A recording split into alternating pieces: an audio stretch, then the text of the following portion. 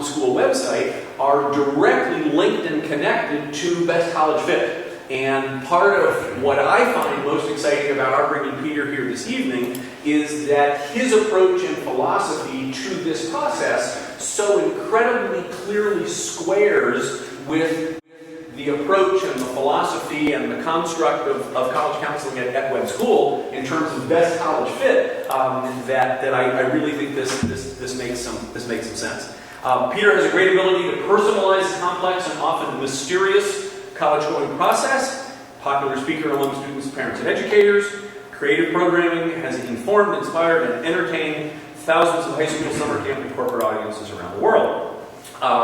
Peter's book, Winning the College Admission Game, Strategies for Students and Parents, is one of two. That's a bestseller in this genre, but we don't have copies of it here this evening. Some of you have already purchased a copy of Prepare, Compete, Win, the Ultimate College Planning Workbook for Students, popular interactive guide in this process, and there are copies of that available at the back if you wish to purchase one after the program. Peter will gladly sign it for you. I believe those are $20.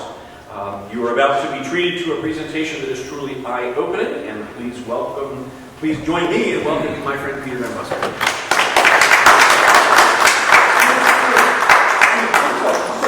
Tomorrow with Peter as well. So yes, of course. So probably know that there's a lot more. There you go. So even though Peter may be speaking to a smaller crowd this evening, he will have three fairly sizable crowds tomorrow. One at 7:30 in the morning where he's speaking to the faculty at a faculty meeting. One at 11:35 in the morning where he'll be speaking to all sophomores and juniors here in the chapel. And the focus of that will be primarily making wise decisions about planning a schedule for junior and senior year. And then at 2:20, he will be the fall and lecture speaker series presenter here in the chapel to the entire upper school and faculty at 2:20 in the afternoon. So, plus the 8th graders. Yeah. And exactly, 8th graders as well will be included in that event tomorrow. So, not 6th and 7th, I think we agreed, but 8, 9, 10, 11, and 12. So, good. Thank you. Yes. Thank you. I'm getting there very well tomorrow, and your faculty. So it's great to be here tonight to talk about the college process. And before we get into that stuff, I'll extend the introductions just a little bit more from things that were not in that prepared presentation. But there's nothing in there about you. How many families here have already sent at least one child off to college? Getting ready to go. That's close, right? But you haven't done the final goodbye, because it'd be good, don't tell me I wouldn't do kind of thing, right? All right, so and you've had this experience as well, sir. I suspect that once you've done this as a parent, once at least, you let out a long exhale. You may still be starting that exhale right now, like, wow, we got it done. we made our mistakes, but we got it done. We're going to get it right the next time. Guess what? As parents, you're going to make mistakes again, and it's not your fault. It really isn't. This process keeps changing. As Bruce knows from having been associated many years with this process, every year, new wrinkles, and your kids are all different. There's no mystery about that as well. So you got to get ready for that ride. A little bit more about me, though. I spent the better part of 25 years working in college admission at a place called Franklin and Marshall College. Have anybody heard of Franklin and Marshall College? Liberal Arts College in Lancaster, Pennsylvania. I don't work there any longer, and anything that we talk about tonight is not a representation of that school. But while I was there, I would say this. I had the opportunity over 25 years to go up through the ranks. So I became the Dean of Admission. While I was the Dean of Admission, I was also responsible for the financial aid and scholarship programs. And for a year and a half, while I was the Dean of Admission, they asked me to be the athletic director as well. Now, if you understand anything about the athletic programs at colleges and universities, the Deans of Admission and the athletic directors don't talk to each other anymore than they have to. So it was kind of a schizophrenic time for me. And I spent 4 years working in the provost office. Now, at many colleges, the provost is the chief academic officer responsible for the whole educational program. I was not that person, but I was asked to be part of the team that delivered the academic program to the students. So I think that's given me a rather unusual perspective on this process. I've seen how this college admission thing works through the eyes of the people who will recruit your kids. Are they getting things in the mail yet? Email, hard copy mail, phone calls? It's pretty exciting for about 3 days, and then you just hit the delete button, right? I understand what they're up to. I know what is intended by all those mailings. I've seen how this works through the eyes of people who will look at your kids' applications and say yes or no. Through the eyes of people who look at their financial aid or scholarship applications and say yes, no, and how much. And through the eyes of people who teach them. So I'm bringing a holistic perspective. I think I probably learned as much in the provost office about this from the behind-the-scenes part as anywhere else. I also am fortunate, or should I say, yeah, I'm pretty fortunate, that 3 of my children have gone to college, despite me. Now, I need to explain. I'm a helicopter parent. You guys know what helicopter parents are all about. None of you are helicopter parents there, right? No volunteer. Aren't we, the helicopter parents, good people, though? Yes. Thank you. We love our kids. Sometimes we love them a little too much, but we love our kids. Now, can you imagine being my child in this process? No. The old man's a helicopter parent and he's the dean of admission. I just had to think about college stuff, and they would run away. So that's why I'm very thankful they got off to college pretty much on their own. They did a good job. But there's one other thing I want to share with you that I think is really important. I'm a student-centered guy. I think that's one of the reasons why we've made this connection through Best College Fit, Bruce and I, over the years. I believe that as eager as we are as parents to get started with this, I mean, you've been sitting on this college thing for 16 years, haven't you? I mean, the day your kids are born, you have big expectations about what they should do in life, where they should go to college, what they should do, all those kinds of things. And now the time is arriving and they don't share the same enthusiasm for the prospect that you do. So I just want to talk about what it means to be student-centered, to pull kids into the process and help them find a sense of ownership. That before we do anything else here. Because I rarely encounter an audience that isn't fixed already on places.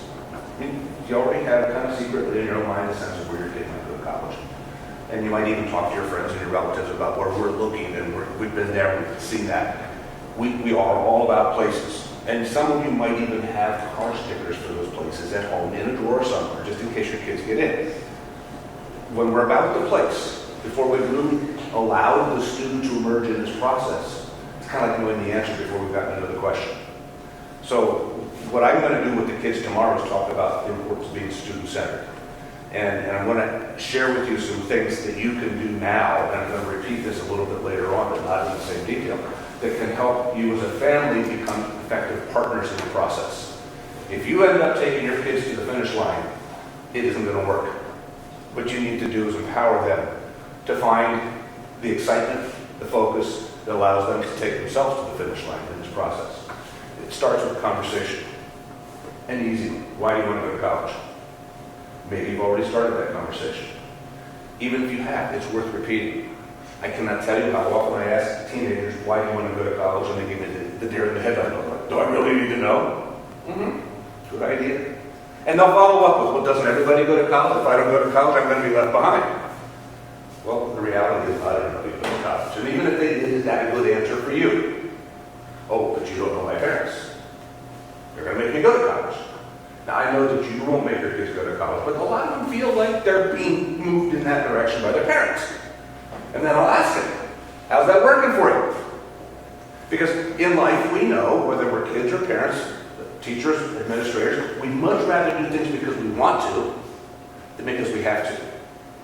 I will remind you, I will remind them, they don't have to go to college. This is not a legal requirement. We have to make sure that for them, college does not become the default option. We have to make sure that it does not become the thing they do because they don't know what else to do in life. So why do you want to go to college? We want to get them to start making I want statements about their future. Because when they talk about the I want, it becomes about them. The second question you can ask, there are a lot of questions, but one that I focus on a lot is this. Can you think of 3 things you want to make sure you accomplish before you graduate from college? Not high school, college. Background on this, my son made me nervous because he was really laid back. And boys are kind of like that in this process. They don't like to have to do anything before they absolutely have to. So here's a guy in his senior year of high school, really laid back about college planning. People would say, well, you're going to go to college because they weren't sure. Oh yeah, I'm going to go to college. Well, where do you think you want to go? Oh, I don't know. I think I'm going to go to a big school in the city. That's very nice. Why don't you do that? Well, that's where the action is, he would say. You can understand my nervousness. This isn't going to be 4 years of tuition to support the action. So I knew we were going to have some conversation. And finally, one day I said to him, can we talk? Because I'd really like to know what's going on inside your head. Can you tell me just 3 things that you want to make sure you accomplish before you graduate from college? He thought about it. He said, well, I want to get a good education. Can't tell you how delighted I was to hear that, because I wasn't sure that was on his radar screen at all. And then I had to bite my tongue, because the parent, the helicopter parent, has the answer, right? We know what a good education will look like. We know where you can find it. I'm all set to tell them all that stuff, and I said, I can't do that. Took a deep breath, and I said, how will you know it's a good education? Because that's an important question. How will you know, when you're in the midst of your 4 years, how will you know it's working for you? And that's what we have to get our kids to think about. What is that experience going to look like or feel like? And that book some of you purchased, there are exercises in there for the kids to understand better what a good education is going to look like and feel like for them. He said, well, Dad, I'm going to go someplace where I can learn lots of stuff. I want to be able to ask questions. He said, I want the professors to know my name. I want to feel like I'm part of what's going on at that school. Begin to see what he's starting to do here. He's starting to project himself into certain kind of learning environments that might make sense to him. And then he said, I want to go someplace where I can study chemistry. We're really pretty happy to hear that. I said, do you want to learn about chemistry in the lecture hall? Fill this space with students and teach chemistry. It happens that way every day on university campuses. Or I said, do you want to learn about chemistry in the laboratory? Oh, no, Dad. He said, I want to go someplace where we can pour the chemicals and stir things up. I want to see what happens next. And a lot of your kids think about learning that way too, especially out here at the Webb School where the classes are small, they get a chance to read, watch, listen, but they still want that opportunity to stir things up and see what happens next. Finally, he said, I want to go someplace where I can play my trumpet. He's a good trumpet player. He was not looking for a conservatory, but he wasn't ready to quit. He wanted a band, an orchestra, an opportunity to keep playing his trumpet in college. It was a remarkably short conversation, but you know what happened? In that short conversation, it occurred to him that this was a college process for him, not me. He was starting to hear from his own lips the I want statements that began to give definition and direction to his college thinking. Ultimately, that whole process began to look different for him. A little bit late, but began to look different for him. This is what it means to be student-centered. If we as families have the discipline to put our kids first. And I know you intellectually you think, I'm always putting them first, but I get them to put themselves first too, to talk about themselves and what they want to do. To hear the I want statements. Then it's easy to backfill with process when you know what they want to do. So that's where I'm coming from. That's Peter. And the rest of what we get tonight will be X's and O's. I'm going to try to give you some insight. I want to share with you some information, for example, about the competition which your kids are up against, or will be up against when they apply to different colleges. I want to share with you what the process is going to look like or feel like for them. And I'm going to give you some tips about how you can manage the process. Oh, and there's going to be a fairly significant discussion about cost, affordability, and financial aid. And I'd like to get you to think about that whole process in a different manner as well. The little foreshadowing here is this. Colleges are businesses. If you haven't figured that out already, colleges are businesses. I'm not going to say anything more until we get to the financial aid piece. You'll understand perfectly where we're going at that point. So, let's proceed. I got lots of stuff, but I don't want it to be a lecture. So, if I say something that doesn't sound right, or doesn't square with what you think you've been hearing, say, but that's not what I understand, or can you explain that more? Now, if we have too much conversation like that, we might have to, can we stay open until maybe midnight? We're open 24 hours. I mean, this is a conversation that literally can go a long time if we let it, so we have to have some discipline there, but I do want to encourage you to have some exchange with the words program. So, let's talk about the competitive process. This is a tool. I'm going to give you a bunch of tools here that you might use in your conversation with your kids. This is in that book as well. Pyramid of selectivity. In every audience that I encounter, there are going to be students with a range of aspirations. Some kids want to go to big schools, some kids want to go to small schools, some kids want to go to research universities, some to liberal arts colleges. Some of them want to go to very hard to get into schools. And some not so hard to get into schools. And that's all fine. I'm not here to make a judgment about where they go. In fact, I don't care where they go. I really don't. My objective is to help them, that's what I'm going to be doing tomorrow, help them become comfortable finding their own way so that when they choose a college, it's the best place for them. That best college fit. So let's imagine one of this, let me make sure that everyone, that's the right one. All the colleges in the country fit on this pyramid, not according to how good they are, but according to how hard it is to get in. Does that make sense? I mean, you go up here. Not very many schools admit 1 out of 8. More schools admit 1 out of 4. Even more than half, and most of the schools in the country admit most of the students will apply. And yes, there's a very small group of schools up here that admits about 1 out of 20, 5% or fewer. I am not suggesting that they're the best schools. I don't believe it for that. I'm telling you that the hardest to get into. So the relevance of the pyramid is this. As you, with your kids, begin to look at the process and you have questions that sound like, and right about now you have questions that sound like this. So how important will my course selections be? The courses I choose to take in my junior year, my senior year, how important will they be when I apply to college? How important will my test results be? How important is my summer activity? All of those how important questions can be answered here. It depends on where they think they want to go. If they think they want to go to these schools, everything's really, really, really important. The big stuff, the little stuff, the stuff they've been reading about, the stuff they've never heard of, it all counts. All of it. As they come down the pyramid, these schools see the same information that these schools see, but they attach different levels of importance to that information according to the pressure they feel to make fine distinctions between great candidates. A lot of pressure to make fine distinctions here, less and less pressure as you come down the pyramid. Does that make sense? So it's just a handy-dandy little reference point as you begin to talk about different colleges and how important it is. Just if you're worried about a course selection for next year, will it make sense for us to drop a language in order to do something else? Depends on the pyramid. I'll give you some other tips about that coming up as well. Now, selectivity is described here in the normal model. Selectivity is going to be the relationship between the number of students who apply and the number of students who are accepted. You want to know how hard it is to get into a school? Fundamentally, that's where you start. And that information is really easy to find on websites, the literature that colleges hand out. There are a couple caveats that you need to be mindful of. Number one, if your kids are thinking about universities, universities are typically larger and are always more complex. Complex in that they're comprised of different colleges. A university, for example, might have a college of arts and sciences, a college of engineering, a college of business, a college of architecture, a college of what you name it, nursing, all of them. So when your student applies to the university, it's easy to kind of get caught up in the surface noise for the university.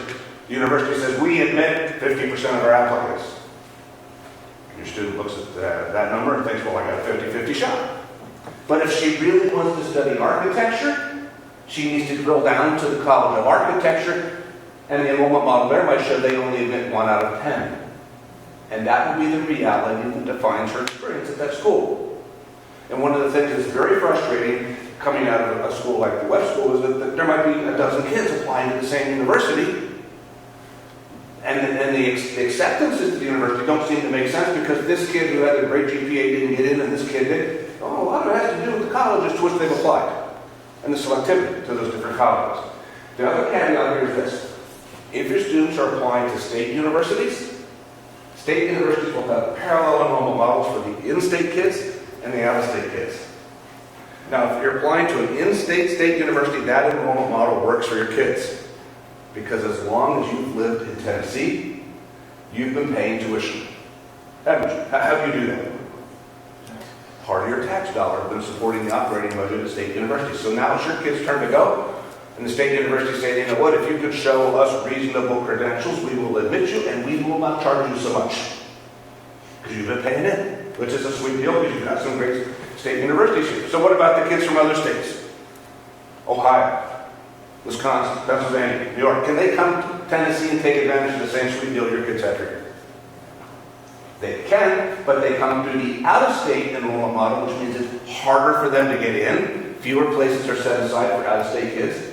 And if they get in, they're going to pay at least twice as much. So what about your kids applying to state universities outside of Tennessee? With the exception of some states where there are reciprocal agreements on tuition, your kids will have to go through the out-of-state enrollment model, harder to get in, and if they get in, they're going to pay at least twice as much. And if you're thinking, well, maybe they got financial aid, we can get some of that. Think about it. If that state university, out-of-state state university has financial aid, who do you think gets first shot at their money? It's the kids from that state. If your kid's admitted, it's largely because they want the big check from you. Just keep that in mind. So, looking at this enrollment model, I just want you to understand how it's going to work for us inside the admission committee. We've got 8,000 students applying, 2,000 to be admitted. A lot of times people look at those numbers and say, well, Peter, why don't you just take the 2,000 good ones? Accept them and let everybody else go. Can we do that? Accept the good ones, let everybody else go? Well, we might if there are only 2,000 good ones. The reality is, most of the students who apply to any institution are going to be good. And by most, I'm going to say 90%. I saw some eyebrows bouncing on that. Peter, are you sure? That's a lot of people. And you know what I'm going to do to prove it tomorrow? I'm going to ask your kids, how many of you will be applying to institutions where if you're accepted and you enroll, you expect to fail? You don't want your kids heading book, do you?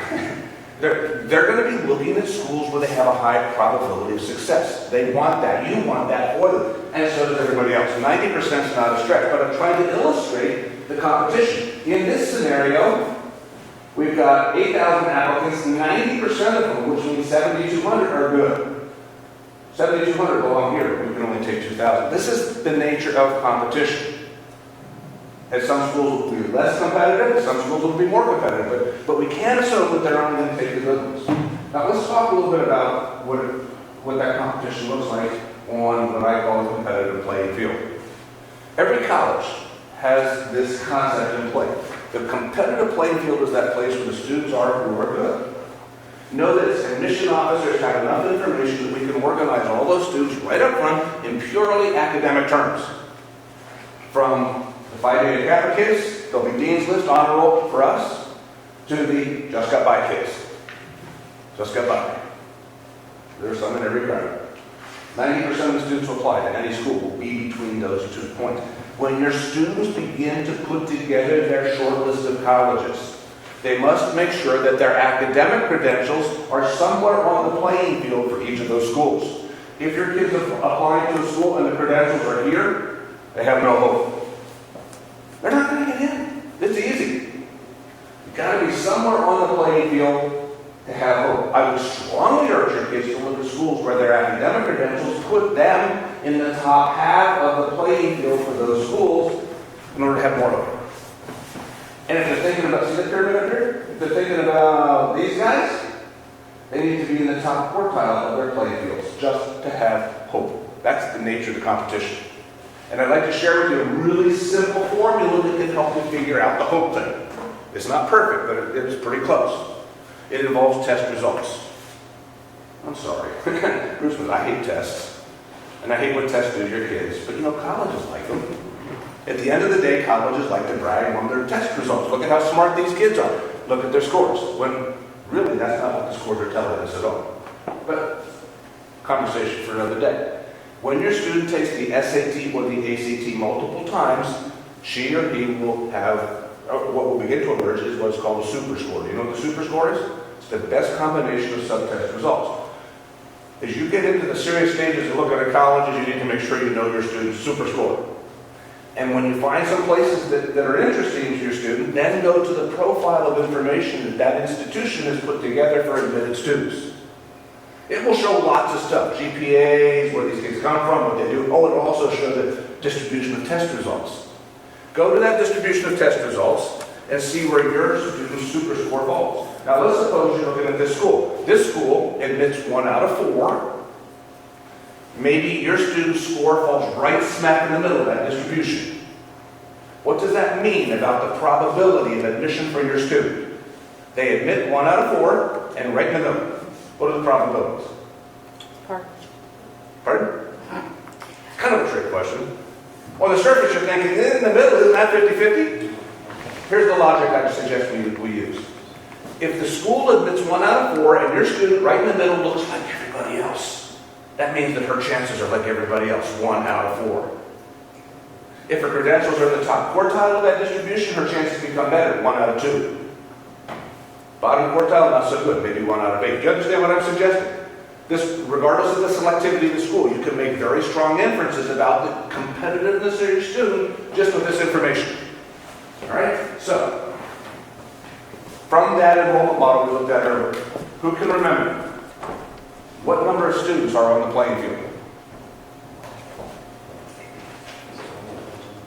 Not 8,000, 7,200, exactly. And who can remember how many students can we accept from that group?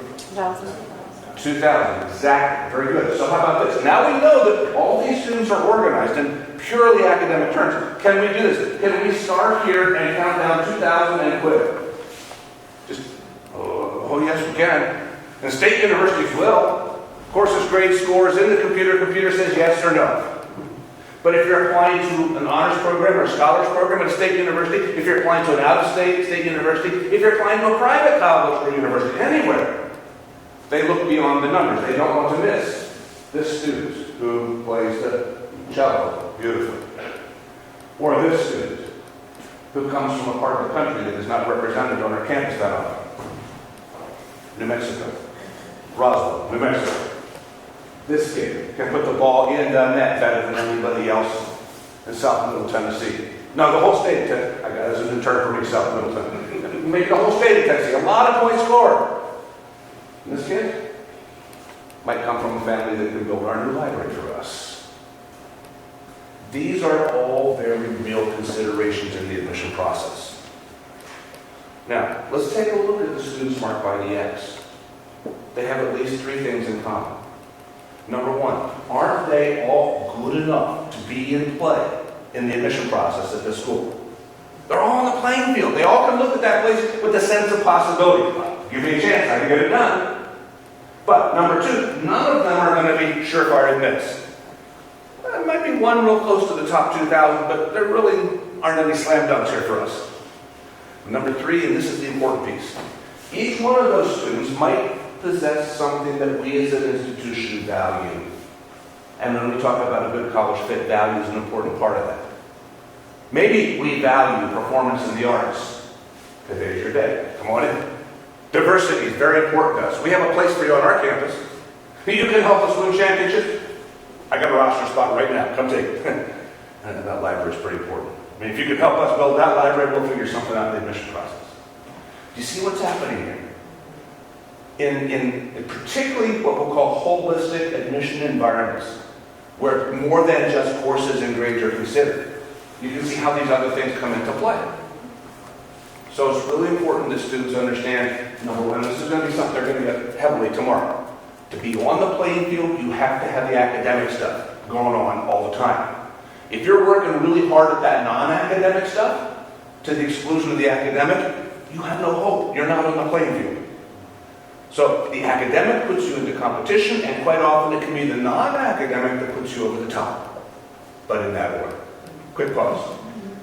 So could timing be a factor? In other words, when your kid applies and they're looking for certain things, and they start filling up in that particular area, and maybe he applies midway through the process, and they've already kind of filled that kind of niche, and they go, no, we've filled that niche. We're kind of moving on. Depends. We're going to talk about selectivity again. And I'm not trying to make a qualitative distinction here. There will be schools in this part of the pyramid that are relatively open in the process that will operate with what we'll call a rolling admission. And they'll do exactly what you're saying. They'll look at students beginning in July or August prior to the senior year. And they'll continue to look at them on a rolling basis all the way up until August of the next year. Or until they're done.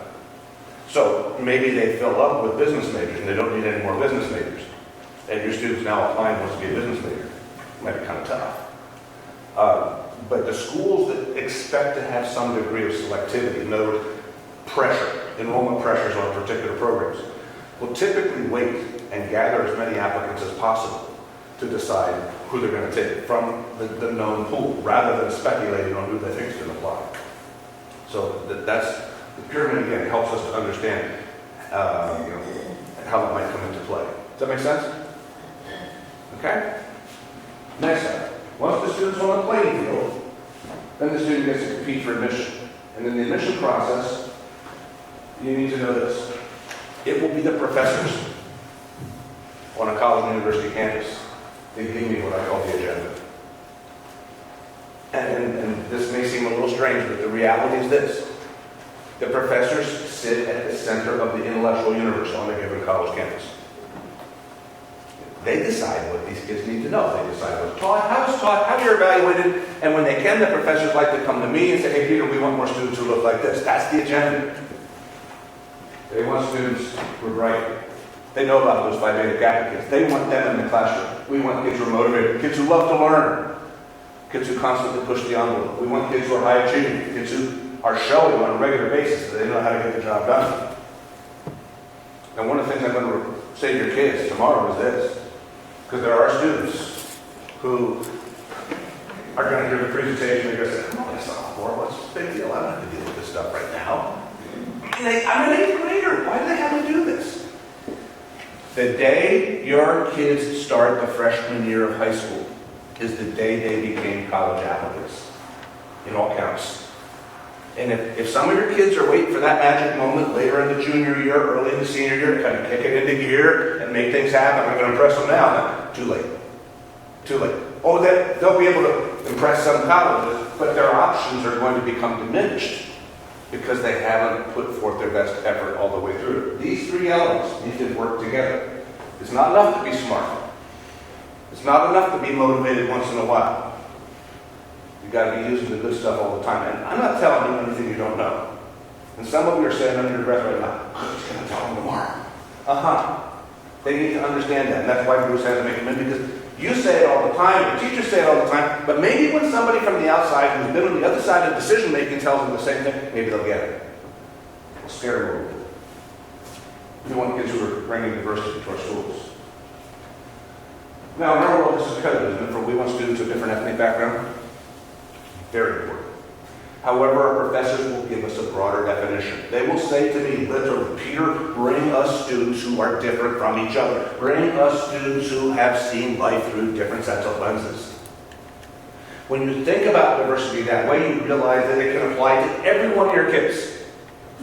Yes, diversity from the perspective of ethnic background is very important, but so is diversity from the perspective of social or economic background, or the perspective of spiritual orientation, or the perspective of geographic background. Where your kids have lived has really helped to shape them and how they've seen the world. And frankly, they've seen life through multiple sets of lenses. And one of the exercises you can engage with your kids on right now is helping them to identify those lenses and to understand how those lenses shape who they are. Believe me, living in South Middle Tennessee is another lens.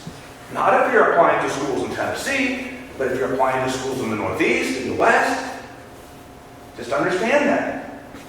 There are a couple of other elements of diversity that are often overlooked. Number one, every college and university in the country wants to make sure that each of its academic programs is populated.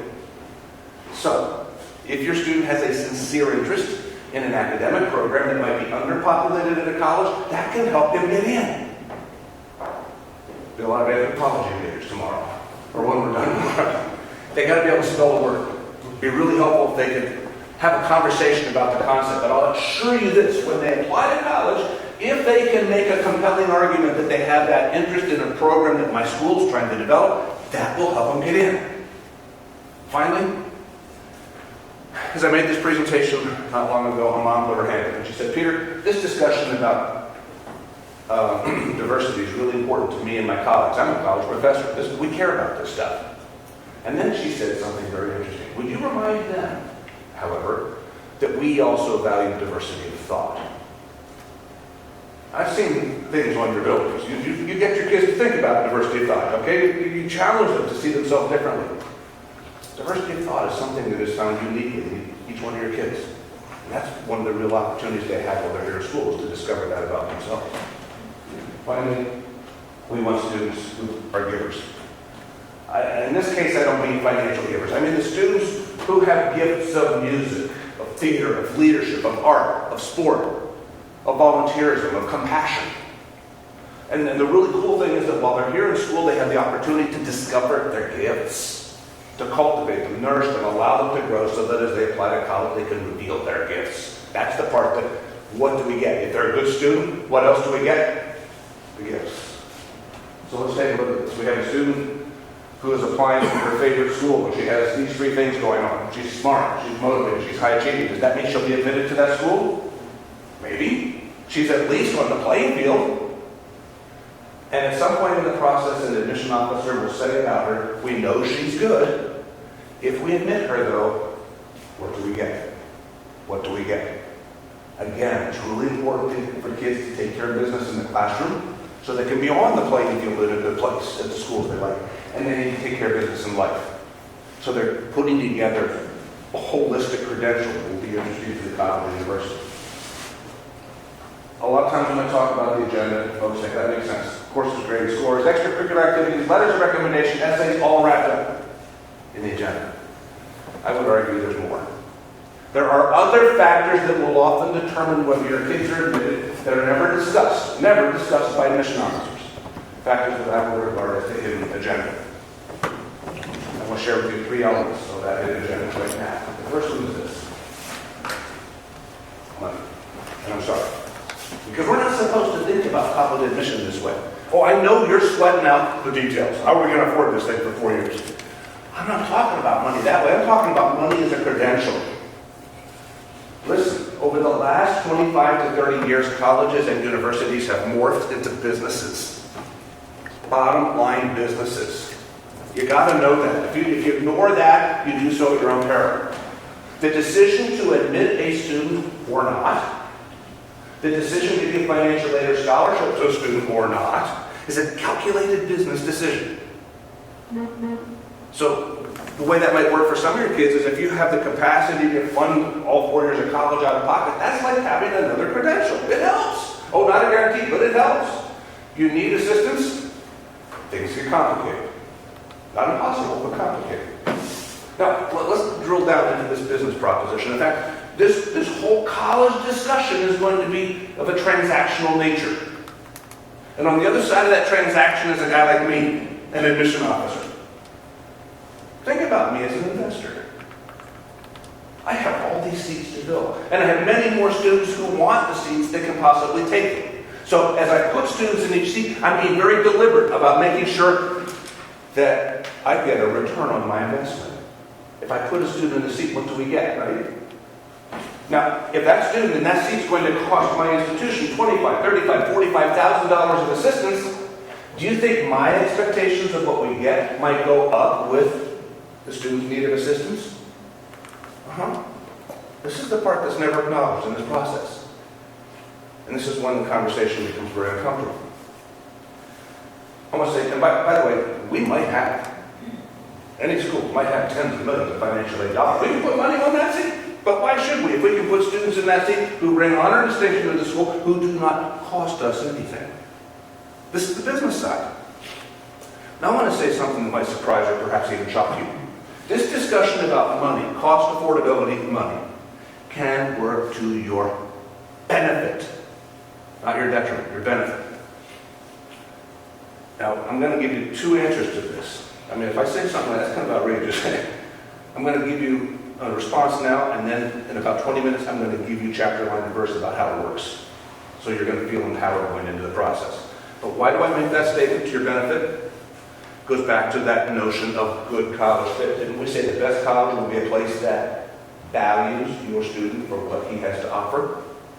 That place will admit your student, will give him what he needs or wants, will show to you very clearly how it will invest in his success.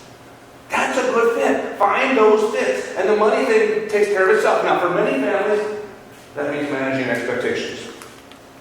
Now, again, I don't know where you're going to be with this, but just for the sake of argument right now, let's suppose the conversation at home with your child sounds like this at the beginning. Well, honey, it's time for us to start looking at colleges.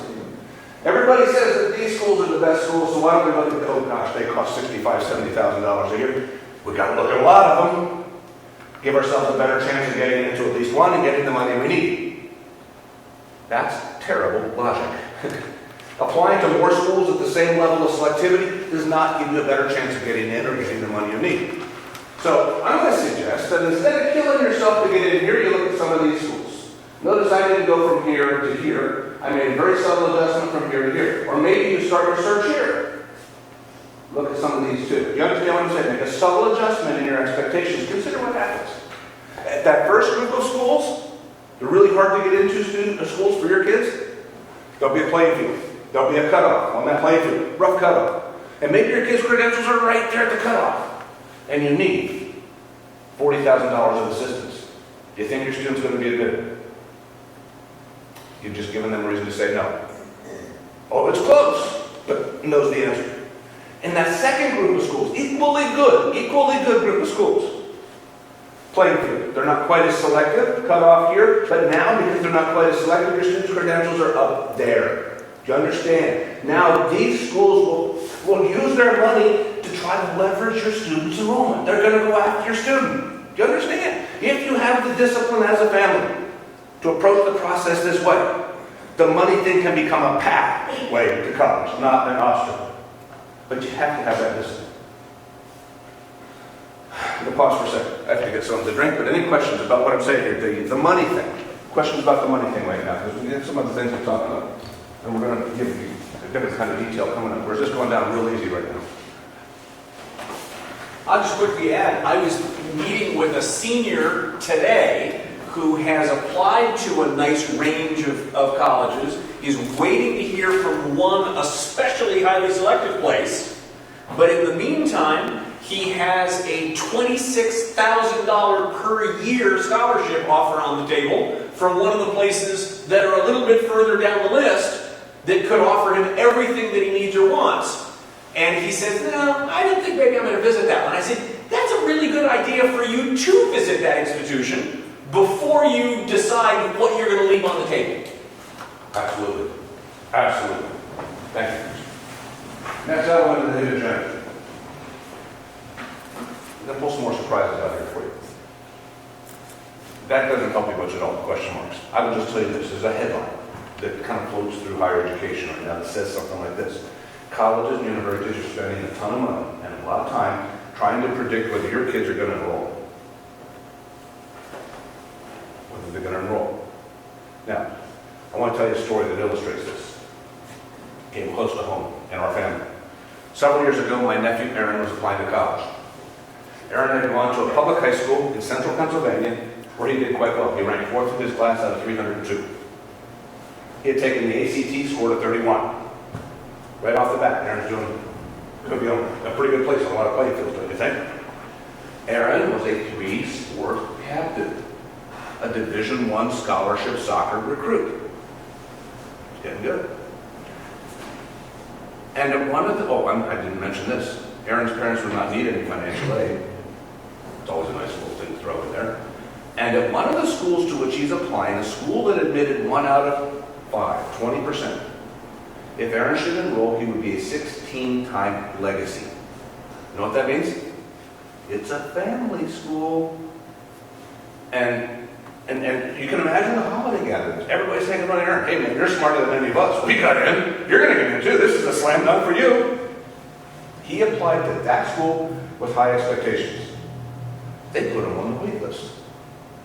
Completely unexpected, very illogical. Because of what I do, I was asked to go find out why. And I want to share with you what I learned. Because there's a very good chance it could happen to any one of your kids. But let's try to reduce those odds. I called the dean of admission. I said, can you help us out? Because this doesn't make sense at all. He chuckled apologetically. He said, Peter, you're right. We knew all about Aaron. Really smart, talented kid, family connected. We never see family connections like that. But then he said, we were confused. Aaron had not applied early decision. Do you know what early decision is all about? It's that application option that many colleges will give you to declare your true love. True love, like you take me, I'm coming. So here's a school that's looking at a wow kind of kid. Wow, can't believe he's applied here. And they're saying, is he applying because he can't wait to be part of the family tradition at our school? Or is he simply applying to get 15 family members off his back? No early decision. They're left guessing. In January of his senior year, I get a call from Aaron. Uncle Peter, I just heard from the soccer coach. He's not recruiting me anymore. Jen, you have kids who hope to play sport in college? I mean, if you do, it's pretty cool. There's an ego rush for them, and I know as a parent there's an ego rush for you. They want us. We're going to gonna get money, we're gonna win, all kinds of stuff. You know what? The coaches are gonna love your kids through this recruitment process. They're gonna love them until they love somebody else more. Seriously. Aaron's a goalie. On the soccer field, how many goalies played for us at a time? One. The coach had just gotten a commitment from another goalie. He did not need Aaron anymore. Now, he did give Aaron the courtesy of a call. Typically, coaches just walk out of their lives. Just walk out of their lives. But the coach let him know, hey, we're not recruiting you. And then the coach goes into the admission office and says, you know, we got our goalie. We're in good shape there. We don't need any more goalies. Can we swap him out for somebody we need more? Now, whether or not the dean of admission agrees to swap him out, it's in his head now. Here's a Division I scholarship player, and our coach isn't going to play him. What's the likelihood the kid's going to come? They'll probably go and get money and play. And that's kind of logical, isn't it? So that's in our head. We're trying to predict they're going to come. Now, fast forward to April 1st. The decision letter arrives. Aaron's on the wait list. Boom and doom, hit the family. April the 4th. There's a college fair in my hometown. My grandson goes to the college fair, and he's meeting all these college reps. He finds the rep from the school that just waitlisted Aaron. Walks up to her table. And he says, what are you guys doing? Rejecting my cousin like that? The young lady sat up straight and said, well, we're only looking for the best and brightest, you know. He knew the numbers. You know that ranking class, that AC? He shared that with her. Well, we're only looking for students who have something special to offer. He knew that too. Listen to what she said next. Well, he probably made somebody mad then by not returning a survey. That might have caught your attention. Yeah, I heard the gasp. There are two important backstories to share with you that provide context for her statement.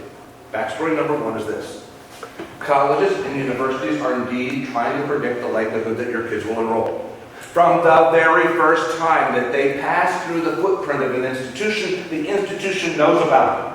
They've been on campus, they've been on the website, they've done a Google search for engineering programs, and this school shows up, they know about it. And then the cyber surveillance begins. I'm serious, every subsequent contact the student has with the institution results in a new entry in a data file that has her name on it. Predictive analytics have taken over the admission process. Because as the senior year begins to roll around, they pay more attention to the predictive abilities here. You know, that data file for your kids, all those entries in the data file, they'll add values to them. And then they'll put the values in an algorithm. And the algorithm can predict really pretty accurately the likelihood that the student will show up. Now the good news is that algorithm is constantly updated. But I'm telling you right now, if you have a sophomore student who's begun to look at colleges, they know about it. Your kid has an algorithm already. But it can change over time. And when your student becomes a senior, don't be surprised if the people from the schools that are pretty important to your students start to reach out more directly. Emails, phone calls, opportunities to chat, whatever, interviews. The lady at the college fair was recruiting at Aaron's high school. And she was sending out email surveys. Now, it was not hard. It was easy. It was fun. What's your favorite team? Who's your favorite author? If you could interview anyone in the world, who would it be? When you think about it, she's just pinging to see who's paying attention. I called Aaron. I said, did you ever get any emails from this lady? He laughed. He said, yeah, I totally didn't. Think about that. I realize teenagers don't live in the world of email so much anymore. Encourage them to pay attention. And certainly not to delete things they get from the school that interest them. Backstory number two. And this is relevant to your senior. The last 2 weeks of March in the senior year for high school students will, at the colleges to which they've applied, be known as move-down weeks. For months prior, the admission officers have worked diligently to figure out whom to admit. By early March, they think they're all set. And then they count. Invariably, they have too many. And I will confess, in all of my years of being dean, I never got it right. It was hard to go from all the students I wanted to admit to the students I could admit. And at the school where Aaron had applied, the dean of admission discovered he had 500 too many. So in the middle of March, he called the staff together. He said, each one of you in your region needs to find 50 students to move from the admit list to the wait list. And then it happens in the dead of night. You thought it was all done. It's just a matter of waiting to hear from this. They're making decisions right up until the last second when somebody hits the send button. And when this young woman at this particular school was tasked with finding 50 students to move from the admit list to the wait list, do you think she was at all inclined to defend Aaron? She saw a talented kid, a family-connected kid. Didn't apply her early decision. Coach says he's not coming. And that young woman says, he blew off my cervix. At a critical moment in time, he had failed to give her confidence in the sincerity of his interest. Do you understand? For 4 years, he had done everything right. But in that one moment in time, when one person needed to be able to vouch for him and the likelihood that he would come, she couldn't do it. All around the country, at high schools like the Webb School, there are kids who deserve to be admitted to you name a school, and they're not. And people are scratching their heads and they're saying, why did that happen? It's in the story. It's in the story. It's impossible to eliminate this happening to your child, but let's reduce the odds. College reps come to visit. Your student needs to attend the visit. Take notes. At the end of the visit, fill out a card. It's not a card to get more information. It's a card to get credit for being there. Your student goes to a college night or a college fair, sees lots of reps, has good conversations, and they're going to slide cards in his or her direction. And your student's thinking, my arm's getting tired. I'm filling out all these cards. Fill out another one. It's a matter of getting credit for being there. Now, what do you think is the very best way for your student to demonstrate her interest in a college or university? What's the number one thing that she can do, other than applying for admission? Go visit. Absolutely. And when's the best time to visit? When she can. It's really not a bad time. It might be around a business trip that you have. It might be a holiday trip or vacation trip. You go when you can. And when you show up on a college campus, where do you go first? Someplace where they got the card. You never want to leave a college campus without letting them know you were there. And by the way, there is no such thing as a good drive-by visit. Oh yeah, we wrote about it. No, you don't know a thing by a drive-by visit. Got to get out of the car. Now, having heard this, I'm going to tell the kids this tomorrow. There'll be kids coming home saying, we got to go visit colleges. And they have my voice in the head when they go in to visit the colleges. They walk into the admission office and say, I'm here. Peter says I need to fill out a card. Where's my card? Don't be surprised if at some schools, a receptionist smiles up at the student and says, oh, we don't do the card thing here. Especially at schools that might be further up in the pyramid. We don't have to do it here. Wow, that's pretty cool. You know what? They're simply raising the bar. They may not be involved with the metrics of predictive analytics, but they're doing it very intuitively. And here are some examples. Number one, or maybe not several. When the student applies to that school, the student's going to get a nice acknowledgement letter. Paragraph 2 of the acknowledgement letter will say something like this. We're pleased to offer interviews with our local alumni. Call this number to set up your appointment. Now, what you need to remember with your student is this. If a college or university ever offers an opportunity for the student to interview with a paid admission staff person, you do it. That paid admission staff person will be a decision maker. It always makes sense to have exposure to a decision maker. Now, this alumnus is not a decision maker. What do you make of this? I'm going to give you some insight into the psychology of admission offices.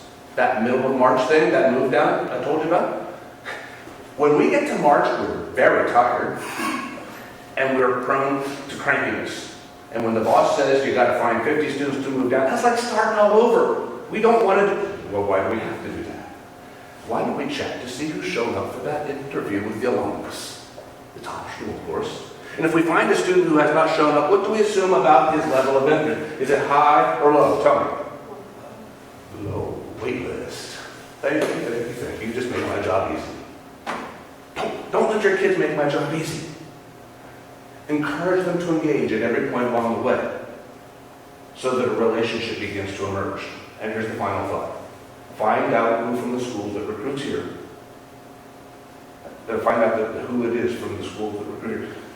And let that person become an expert for your student. As questions come up about the process, the admission process, any process, have your student, not you, your student contact that school. Nice quick email. Ask the question, see what happens. The more contact, whether it's person to person or over email or by phone, the more contact, the more familiarity begins to grow. And I'll just tell you, when colleges have to make very difficult decisions, and they have to choose between extremely talented students with whom there's some familiarity, and extremely talented students who just kind of fallen out of midair, what do you think we're going to take? Familiarity wins all the time. You never want your student to be regarded as a stranger in this process. Demonstrating interest is a big deal. Any quick questions about that? I just have something to add. Sure. I actually, is what he's talking about specifically, I have a senior that I've been working with, that the school that he wanted to go to, he was probably, with me talking to admissions, is probably headed to being a denial. And because of his contact and his efforts that I kept encouraging him to do, instead of that, it led to an offer to their bridge program to a guaranteed slot for the next year. So because of making that effort and that connection with that college, instead of it being a rejection, it actually turned into a special program that they had that groomed them for the next year. So they could actually be at that school. That's a great story. So- Real live activity going on. Good job on your part too to encourage that. What is a bridge program?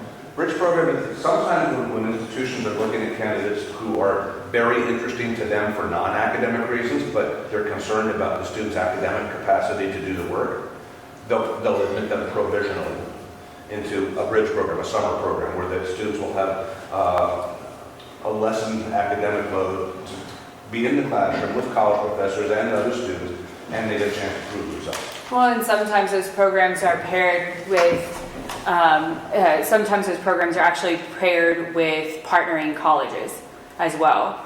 So it might be college, it might be like Malo State with Belmont or something like that, where it's like it's a paired program where they start out and then go into that program. Exactly.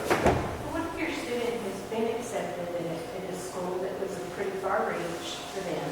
They got in, and the school advises them to come during the summer. But they're already accepted, but they advise them to come on during the summer because maybe they're a little bit weaker for that university.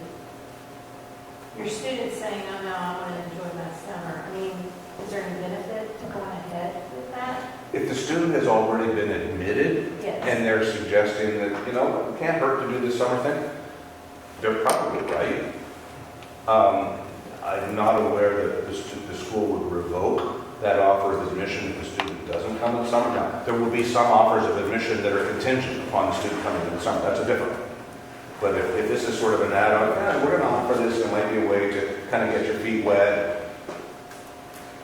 Can they revoke an offer ever? Oh, yeah.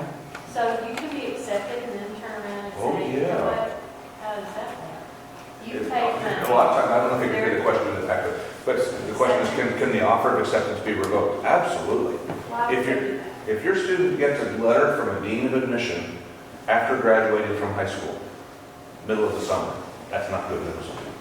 Most letters of acceptance will say in not so small print, this letter is contingent upon your student or your successful completion of the senior year at the same level of performance that earned you admission.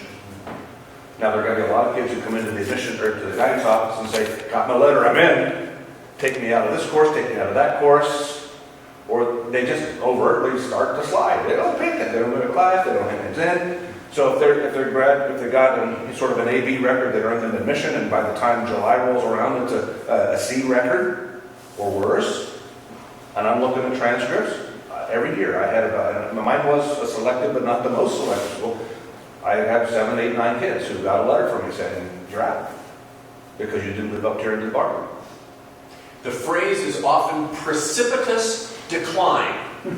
Going from an A to a B is not a precipitous decline.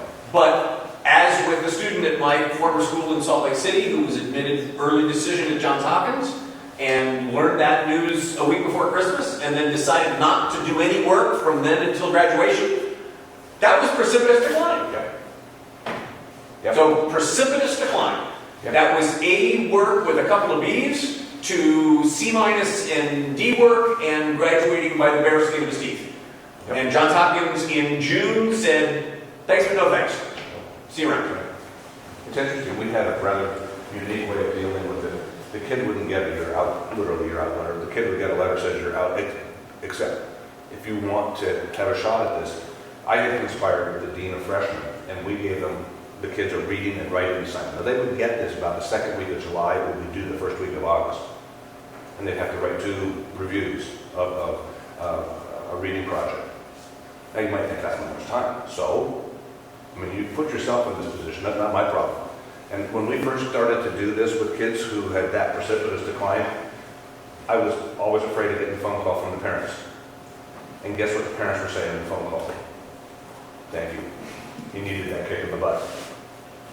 And never did a student fail to reconnect and improve himself or herself. But sometimes they do need that kick in the butt. There are some schools that won't do that. They'll just say you're out. Find another place. So, all right. One more. We got a lot to go here. Last thing, testing. I just want to point this out. Colleges grossly mislead families about tests. This is not an intelligence test. It is a test, the SAT is a test designed to help me, the admission officer, know whether your student can do the work in the first year of college. That's it. It's a diagnostic test. It's are you on my playing field? And it's worthless. It's worthless because admission officers around the country at all schools all over the pyramid do validity studies every year. The validity studies show that they can make good decisions about whom to admit without test results. So why do they insist that kids send them in?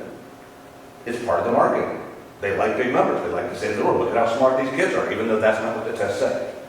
Good news, your kids have options. Option number 1, the ACT. You know about the ACT? This is ACT country. This is ACT country. So do you know about the SAT? The 2 are different tests. The ACT is a subject-based test that's designed to tell me how well the students learn in the classroom. The SAT, if your kids have taken it, is a test designed to trigger. That's what they say. My suggestion, especially if you have younger students and you have kids who are thinking about applying outside of the region, have them try one of each. See which test suits them best and then work to the sweet spot. And when a student chooses one or the other, no more than 3 times do you take the test. And that's a research-based answer. The research shows that with or without test prep, you should be able to improve your results from the first to the second test and the second to the third test. The research also shows that after the third test, nothing happens. Save your money, let them have a life. Sort of. The other thing that you need to know about options, there are now more than 850 colleges and universities in the country that publicly acknowledge they can make good decisions about whom to admit without test results. They're test optional. Okay, and if your student is looking at a school that is test optional and her scores are at or below their average, why would she send them in? It is not going to help. It will definitely hurt. And you might wonder, well, if we don't send the scores in, won't they assume they're low? You give them too much credit. I was at Franklin and Marshall when we went test optional. That transition was incredibly delightful because we could look at kids, not numbers. And at the end of that first cycle, we were curious to know what the scores would have been. We did the research. We discovered that the average score for the non-submitting kids was almost identical to the average score for the submitting kids. So if they don't send it in, what do we really know? Not a thing. You want to know more about the test option? I'm going to share with you a website. fairtest.org. fairtest.org. All of the schools that are test optional are listed in alphabetical order at fairtest.org. All right, on to the hidden agenda. Now some tips. As a parent, you need to know the process. Start now, step back, and manage expectations. We're going to go through these pretty quickly because we've covered some of this already. Knowing the process means that you need to know the reality of your academic record. No, a 3.2 GPA will not get your student into Harvard. I mean, even though it's your kid, and I've been there with 3 children, I know, all our kids are exceptions, right? You need to know the reality. You need to know the reality of the testing record. A 1,300 on the SAT, a 28 on the ACT are really good numbers, but they're not Ivy League numbers. You just need to know how these things are going to compete. That's why I gave you that opportunity to check the super score against the distribution of results for colleges. Where the test optional and score choice makes sense. We talked about test option. You know what score choice is? Here's the background on that. When your student takes an SAT or an ACT or an AP exam, who owns the results? Who owns the result? Webb School doesn't own it. You don't own it. The college doesn't own it. The college board doesn't own it. Your student owns it. Your student owns it, and the result of that test goes nowhere without your student's permission. Now, if your student's typically a very good test taker, you're feeling pretty confident, not a worry. But just know this. when the student registers to take the SAT and the ACT, there will be an opportunity in the registration form for the student to identify up to 4 colleges who would receive the results free. You don't have to pay to have them sent out. And kids get excited. I want my favorite school to know my results. Do you really? You don't know what they are yet. If your student chooses not to have those results sent out, not a problem. At least you get a chance to see them, your student gets to see them first, and then you can decide whether they're sent. Now, maybe you do want them to go out to colleges, you'll have to pay to have them sent, but it might be a worthy investment if you want to have control of that information. Okay? Just know that Stuart and Bruce can give you some more background about how the school choice can work there. What are early decision, early action impact choices, or chances of admission? I will tell you this. Statistically, early decision, that commitment, that true love commitment, that improves the chances of getting in. Admission officers, when looking at early decision applicants, will ask this question. If he were to be a regular decision candidate for us, do we think we might admit him later? If we think we might take him later, we'll take him early decision. We're willing to bend our expectations in early decision because we get something in return. We get an enrollment. With early action, it's a little different. Early action is an opportunity for the student to send the application in ahead of the regular schedule, to get feedback ahead of the regular schedule, but no commitment. You're not saying to that school, I'll come if you take me. So when schools look at early action, they're going to ask a different question. They're going to say, you know what, if he were to apply regular decision and he would be one of our very best candidates in regular decision, are we absolutely certain we would take him then? If we have that kind of certainty that we would take him later, then we'll take him early action. Do you understand what I'm saying? There's no bend in early action. In fact, there's a higher expectation. So just know that about how early action and early decision can work. Where will cost and affordability become factors? I'm just going to say this now. Okay, we have a section on financial aid that's coming up. I think you're going to really appreciate it. But this is important because a lot of times we as parents want to be brave about money. We think, and sometimes we say to our kids, you just worry about the college part, we'll worry about the money part. And inside, there's this incredible panic, just tearing your heart apart. How am I going to do it? You know what I'm saying? It's best that you have a conversation with your student early, not late, about what you're able or willing to do. I mean, there's some families that are able to support 4 years of private college cost out of pocket, but they're not willing to do it. I don't want to make a judgment about that. You just need to be honest with your student about how that's going to work in your home. Where does athletic recruitment come into play? If we have another hour, we can talk about this. I'm just going to say this. Be cynical. Be cynical about what you hear with regard to athletic recruitment. The most important person in an athletic recruitment process is who? The coach. The coach doesn't care about the student. The coach cares about the team and winning and the job that he or she has. So just remember that as much as they might love you at the moment, that can turn into something else overnight. How and where should learning differences be addressed? I mention this because a lot of families are real nervous about this. My kid has got a learning difference, dyslexia. You know, how do we deal with that? In my opinion, self-disclosure is very important here. In other words, make it a part of the presentation of the application.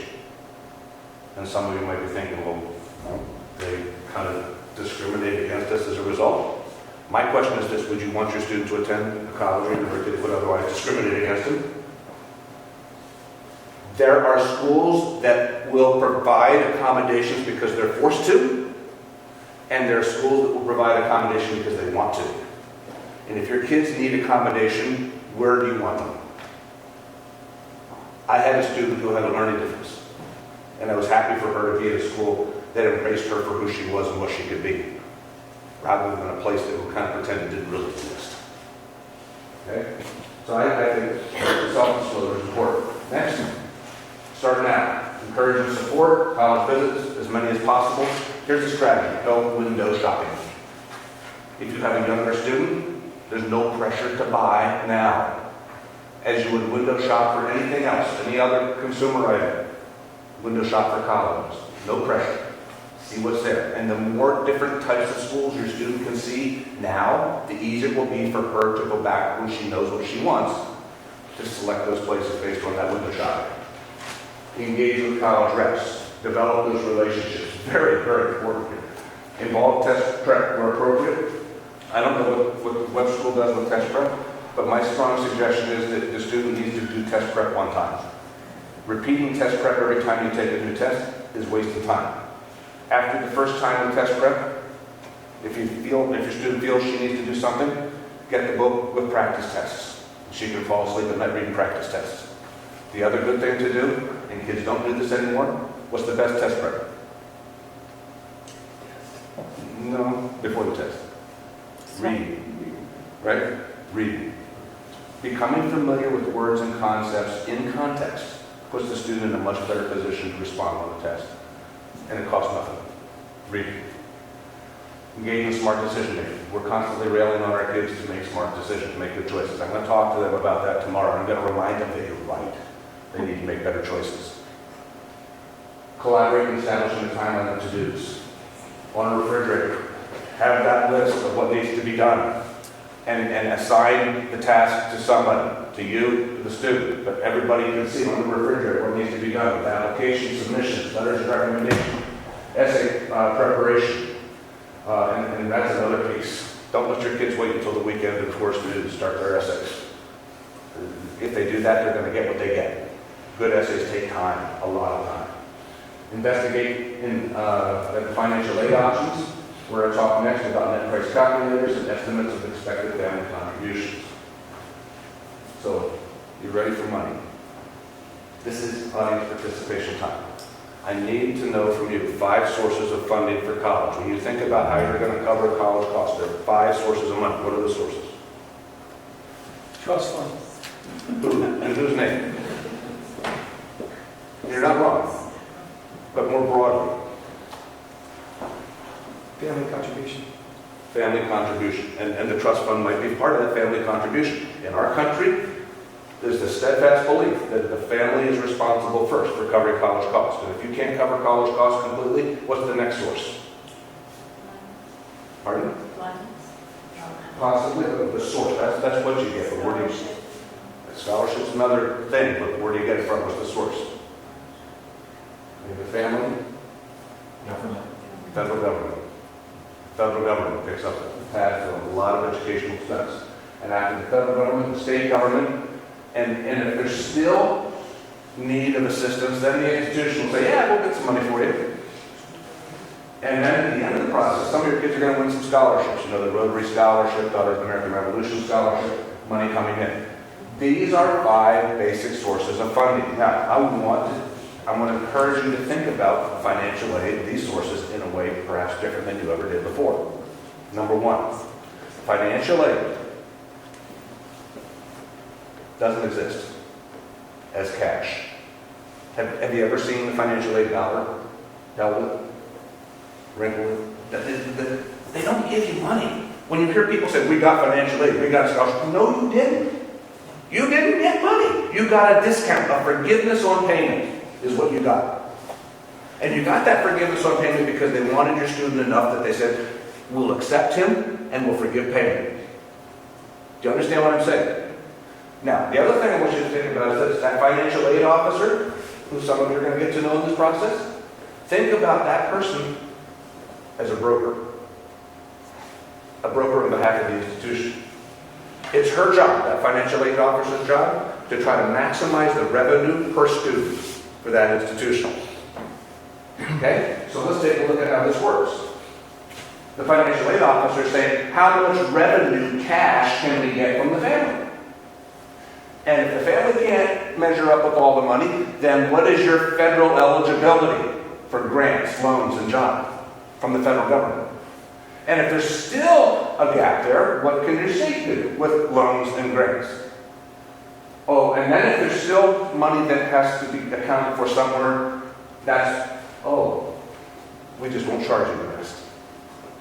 We just won't charge you the rest. The institution is collecting cash from the other sources, but it doesn't give cash to itself. Do you see what's happening here? And you're going to see how this comes together in a moment. They also get cash from the community-based scholarship. So maybe your student gets a $5,000 scholarship. You think, wow, that's going to help ease the paying out of pocket. Maybe. It might also become more cash to the institution, and so instead of them forgiving quite so much, maybe they might just do a cash grab for them. It's about them. All right? Now, if you understand this, the first thing we want to do next is look at the student's family contribution. The expected family contribution is considered quite simply by looking at your income and assets and subtracting your cost of living to arrive at expected family contribution. See how easy that is? Well, know this, it's not always that easy, and there will be different methodologies that take us to this conclusion. I want to share with you now differential need analysis. I'm taking you into the weeds, really, on how financial aid works. And I do this because I believe the more you know, the more you can engage at a different level with the people on the other side of the transaction. Because if they're just throwing stuff at you and you don't understand what they're talking about, you just kind of nod and you feel like, wow, you're helpless, right? I'm trying to take that helpless feeling away. The two methodologies that are used to determine how much your family can afford are the FAFSA, the Free Application for Federal Student Aid. It's a federal document.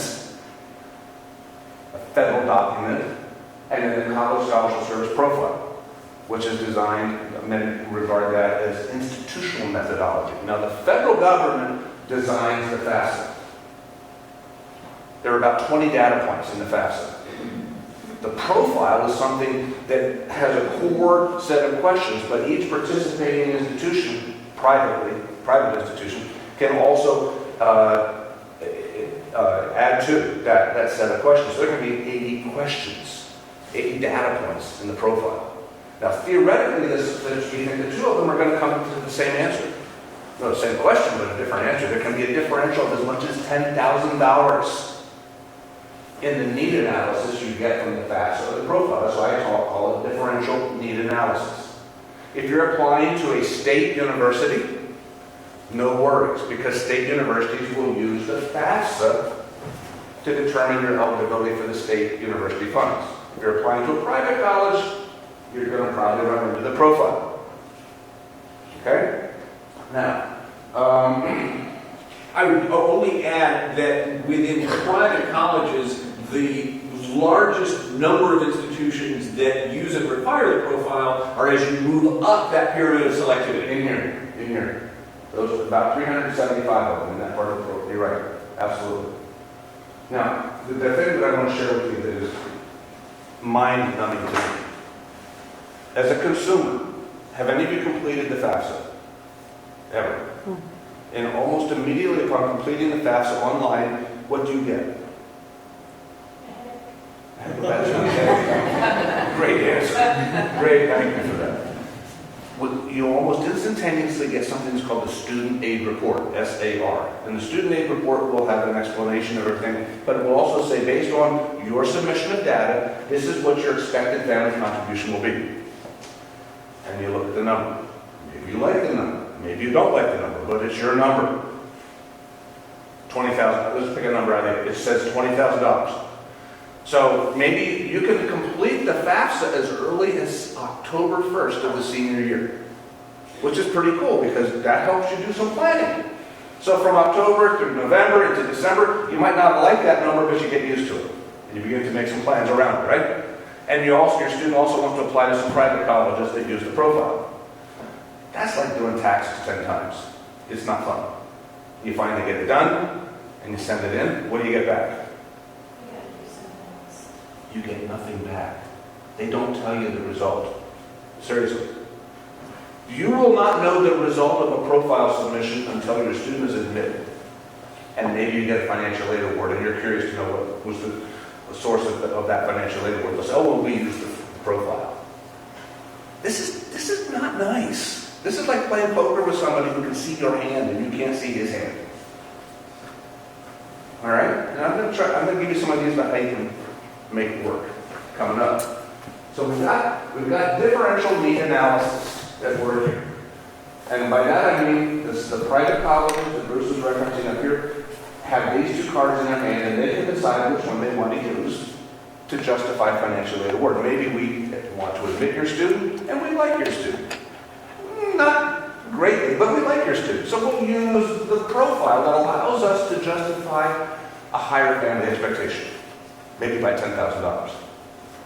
if we really like your student, and we want to use every bit of resource we have to leverage your student's enrollment, maybe we'll use a FAFSA that allows us to lower your expected family contribution by $10,000. Do you understand what I'm saying? This is what's going on behind the scenes on the other side. I'm going to give you literally questions to ask so that you can figure this out before your student even applies for admission.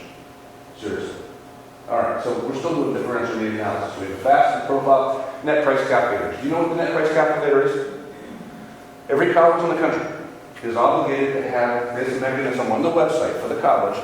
The mechanism is supposed to tell you reasonably, within reasonable range, what you're going to have to pay for out of pocket. It will work for public institutions. For private institutions, you have to wonder which one of those need analyses, which one of those methodologies are they going to plug in.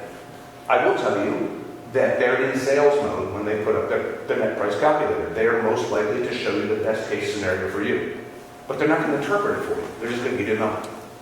So if you're applying to a private school, be very careful about accepting what the net price calculator says. All right? Going forward. I'm really going into the weeds now. This is a concept, a financial aid matrix, that is in play at selected institutions around the country right now. You see what happens? Is we start to admit students on day one, we can populate this matrix. Now, I didn't say we send out letters of acceptance. What I said is that we tentatively admit the student. Look at what we can capture here. We can capture the students' demonstrated need from no need all the way up to high need, and we can capture the students' desirability, which, by the way, is a very subjective concept, from highly desirable to low desirable, and then we have non-admits. Look at the information we can find here. In each cell, we have the number of students who are there today at the moment, the projected yield based on past year performances, and then average expected family contribution, or even better yet, net revenue. Now, I'm going to put some numbers out there for you. I know it's late at night and you aren't thinking about numbers, but let's try this. Let's suppose we're working for an institution that has a price tag of $50,000. $50,000. Today, we have 100 kids in that no-need, highly desired category. 100 kids. And we know historically our yield on that group is 20%. We can be pretty confident that our revenue from that cell right now will be what number? 100 kids at a 20% yield, bringing in 50 grand a kid. $1 million. Right now, we can account for $1 million in that cell, and we're not even finished with the process. Do you think that becomes nice to know? Not only do we know the revenue for that cell, but we know the GPA for that cell, the SAT for that cell, the ethnicity for that cell. This is pretty good information to have as we go through the admission process. So, I learned about this in the mid-1990s from somebody who used it at another school, and I implemented it at my school. The overall yield on offers of admission at my school was a rather pedestrian 27% when we started. In which cell do you think we had our highest yield? Oh yeah, we were looking at the need and desirability. In which cell did we have the highest yield? Pardon? High on the need? Yeah, the highest yield for my school of all these cells. Which one was the best yield for? Where did we get the highest percentage of students? I'll help you out a little bit. We got 65% of these kids to come. And it's logical when you think about it. For these kids, we were the quote-unquote reach school. Their reach school was admitting them and giving them a lot of money. We had to, figuratively, we had to beat them away. We had more than we bargained. Our lowest yield came here, 5%.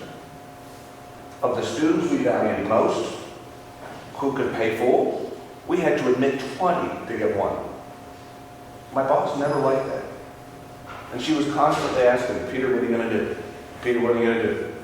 What would you do? It's mid-February. We've got time. But this is how things are shaping up. What would you do as an admissions staff? Who? a high, there's no need. Where do you get the money?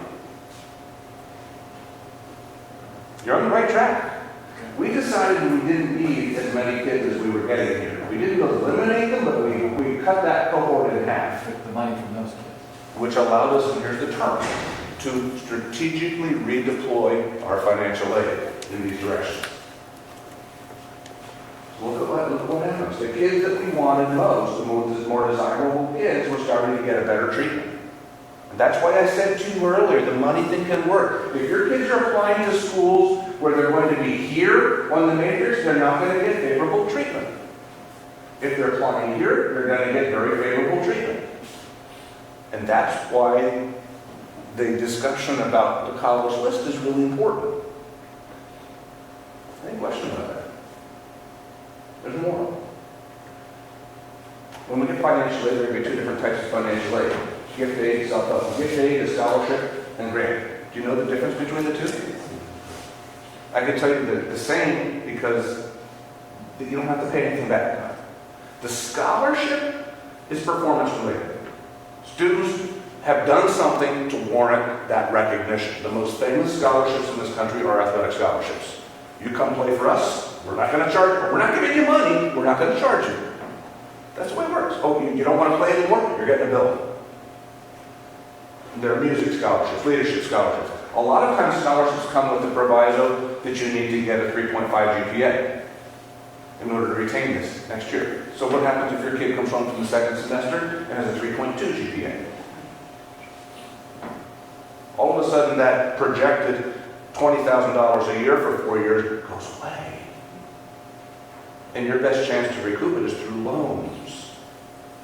You have to know the way this business is operated. It's not operated to help you, it's operated to help the colleges and to make sure that they can maximize their money. I hope I'm not laying on the business side too heavily here. Grants are awarded based on need. You get a grant because you've applied through the FAFSA, the profile you demonstrate you need assistance. What you need to get the grant next year, you need to apply again. You're going to do these forms every year for 4 years. And as long as your student remains in school and demonstrates need, you'll get grants. If your student drops out of school, no grant. If your student, you win the lottery, no grant. Okay? But that's how that works. The gift aid, Do you have to redo the FAFSA every year if you're not getting money? if you want to have a chance of getting money, you have to reapply every year. Okay. Now, the other thing I would say is, maybe you know your student's not going to be eligible for financial aid, but you kind of like for them to take a loan, LPs, you know, what you have to do out of pocket, or maybe you want them to be eligible for a job on campus, you do the FAFSA. Because the sources of money for those programs are federal. And the school, you may not have to do the FAFSA right away, but you'll need to do it at some point in order to become eligible for that money from the federal government. Self-help will involve student loans, parent loans, and campus work study. This is money that the student has to work for, or you and or the student will have to pay back in some way. All right, preferential packaging. Let's suppose we're dealing with a student who's applied to 3 schools, college A, college B, college C. Let's assume that the colleges cost the same, and let's assume for the moment that the expected family contribution is the same for each school. And let's also assume that the campus work study and the guaranteed student loan is the same. So these are constants for each of the 3 schools. However, college A is meeting the rest of the need with grant or scholarship, $30,000. College B is meeting it with $20,000 grant and a parent loan with $10,000. You, by the way, many of you will be able to borrow up to the total cost of education on a parent loan. I'm not advising you to, I'm just saying it's potential. This school is saying, look at us, we're giving you a $15,000 scholarship, and they're not mentioning the 15 grand that you have to come up with somewhere else. Of those 3 schools, which one values the student the most? College A, College B, College C? College A. College A is reducing the exposure by saying we're going to forgive $30,000, reducing the exposure to this much for the family. College B is saying we're going to meet all of your need, which is that's fashionable these days. Colleges like to say we're going to meet 100% of your need. But look at how they're meeting it. They're expecting you to have the same exposure here, but adding to the exposure by $10,000 there. You see that? You don't have to do that. You don't have to do that. And this school was saying, you've got this exposure and we're giving you that grant, and you won't know until you do the math that there's a $15,000 missing. And whose responsibility will that be? Yours. Yours is cash to the institution. So don't be surprised if colleges respond to your kids in either of these ways. Now I'm going to change the dynamic a little bit. Instead of 3 colleges and 1 student, let's make this 1 college and 3 students. Student A, student B, student C, all applying to the same college. And they get this treatment. And that can happen. 3 students, 10 students, 100 students who look alike in terms of ESC can be treated differently by the same institution. College A is the most valued student, isn't it? I'm just trying to kind of give you a behind the scenes on this so you're prepared. And I hope you're getting from this, if nothing else, you have some degree of control over how this can work out by the schools that your student chooses. If your student is adamant about all those quote-unquote reach schools, low probability schools, you're going to be in a bad place on their matrix. You're going to get more of this stuff, then this stuff, if she's admitted. If she's admitted. All right. Now I promised you some questions. If you're wondering how in advance we can figure out what this is going to cost us, what you need to do sometime before the application is submitted, that could be any time from, in my opinion, June, at the end of the junior year, up until November of the senior year. While your student's visiting the campus, you go along, but you call in advance to the financial aid office and say, you know what, before our daughter gets too excited about likely to come in your school, can we sit down with you and figure out what it's going to cost us? Be prepared. If the financial aid officer will say, oh, we've got this nifty net price calculator thing on our website, why don't you check it out? Your response should be, been there, done that. I'd like to have a conversation with you. So if you take your most recent tax return, they can do the need analysis in about 3 minutes. It does not take long. Now, you walk into the financial aid office, you hand over your tax documents, they do the data entry, and they hand you a number. It doesn't even matter the numbers. And you look at the numbers and say, well, question number 1, which methodology did you use to arrive at this number? Now, get prepared because this is going to be a little awkward, but you're in the driver's seat.